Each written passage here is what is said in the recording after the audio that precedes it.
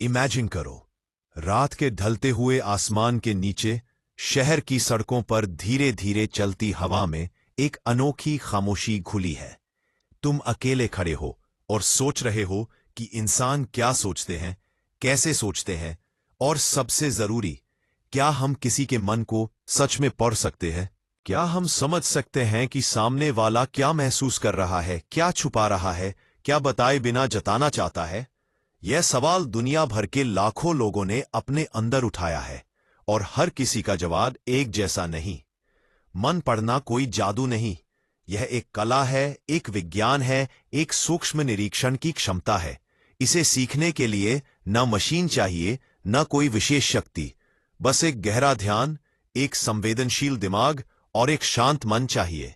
आज से तुम इसी यात्रा पर निकल रहे हो, मनुष्यों को समझने की, उनकी भावनाओं के दरवाजे खोलने की, उन संकेतों को पहचानने की जो वे बोलते नहीं लेकिन दिखाते हैं, और उस दुनिया में प्रवेश करने की जहां शब्दों से ज्यादा इशारे बोलते हैं, जहां आंखें सबसे बड़ी कहानी सुनाती हैं, और जहां चुप्पी भी एक संवाद होती है। इस दुनिया में कदम रखते ही तुम समझोगे कि इंसान कभी भी सिर्फ वही नहीं होता जो वह कहता है, वह उससे बहुत ज्यादा होता है। उसके चेहरे पर छिपी चिंता, उसकी आवाज में छिपी खुशी, उसकी आदतों में छिपे घाव, उसकी हंसी में ढकी उदासी, और तुम्हें यह सब महसूस करना सीखना होगा।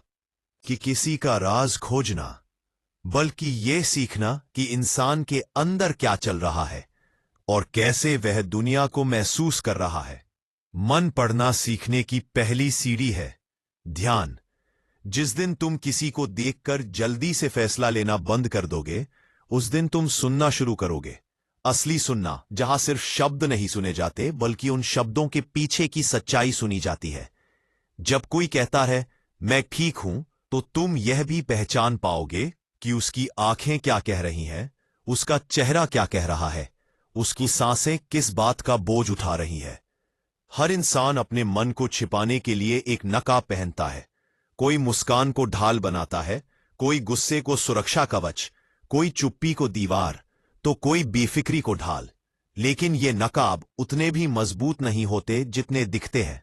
अगर तुम ध्यान से देखो तो हर नकाब में एक छोटी सी दरार होती है, और वही दरार मन तक पहुंचने का रास्ता होती है।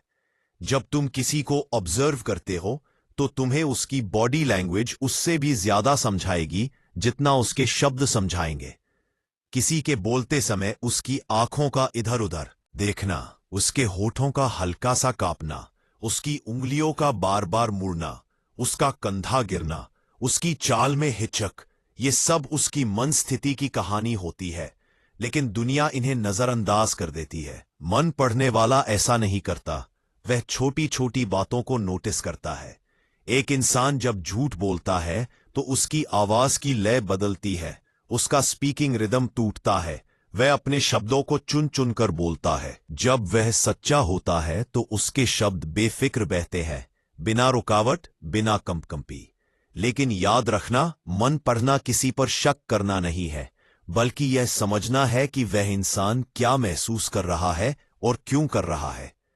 कभी कभी कोई मुस्कुराता है लेकिन उसकी मुस्कान में वार्मथ नहीं होती, ऐसा इसलिए क्योंकि मन से वह कहीं और खोया होता है।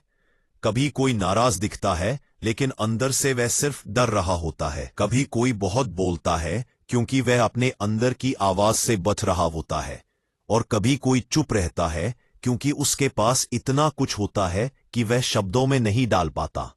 मन पढ़ना तब शुरू होता है जब तुम सिर्फ शब्द नहीं बल्कि ऊर्जा पढ़ना शुरू करते हो। हर इंसान एक एनर्जी फील्ड के साथ चलता है। किसी के पास शांत ऊर्जा होती है, किसी के पास भारी, किसी के पास तेज, किसी के पास ठंडी, किसी के पास वह खिंचाव होता है जिससे तुम ऑटोमेटिकली उससे खुलने लगते हो, और किसी में वह बेचैनी होती है जो तुम्हें दूर रहने पर मजबूर कर देती है। ये सारी भावनाएं मन की सीधी भाषा होती है, बिना बोले, बिना छुए, बिना जताए। मन पढ़ना सीखने के लिए तुम्हें अपनी इंट्यूशन पर भरोसा करना होगा। बहुत बार तुम्हारा मन तुरंत बता देता है कि सामने वाला सच बोल रहा है या झूठ, खुश है या दुखी, असली है या दिखावा कर रहा है। लेकिन हम उन सिग्नल्स को इग्नोर कर देते हैं क्योंकि हम वर्ड्स पर ज्यादा भरोसा कर लेते हैं बजाय फीलिंग्स के। लेकिन फीलिंग्स कभी झूठ नहीं बोलती। जब तुम किसी की आंखों में देखते हो तो तुम्हें उसके मन की खिड़कियां दिखती है।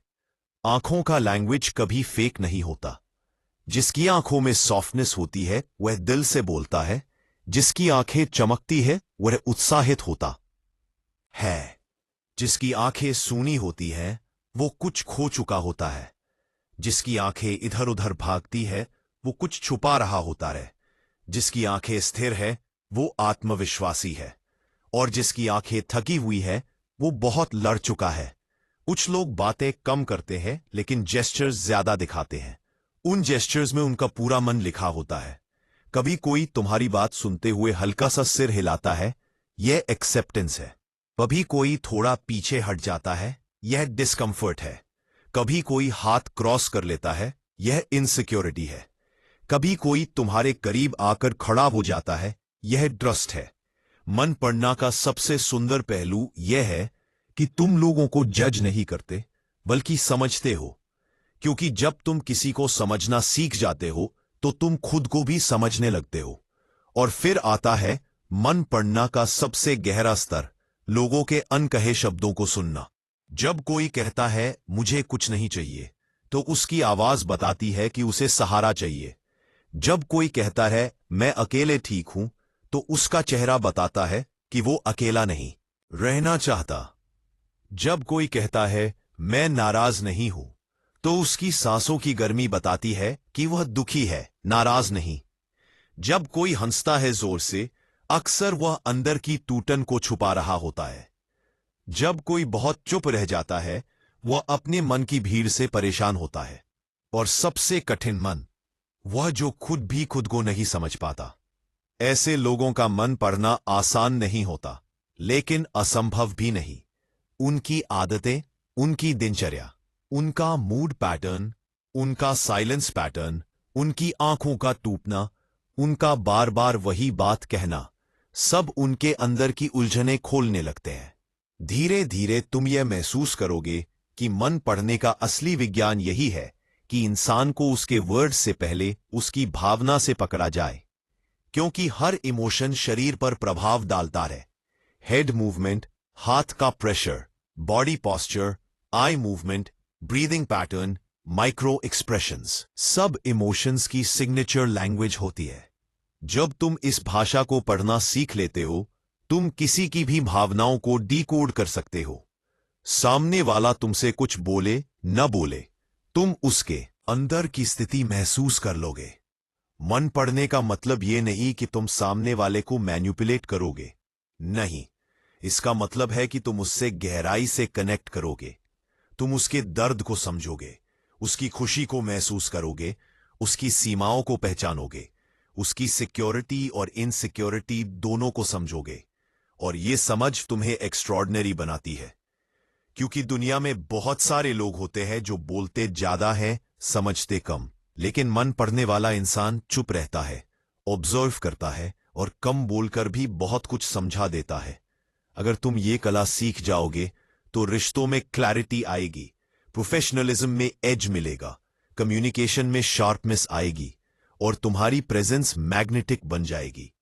मन पढ़ना सिर्फ दूसरों को समझना नहीं है, ये खुद को भी समझने का रास्ता है।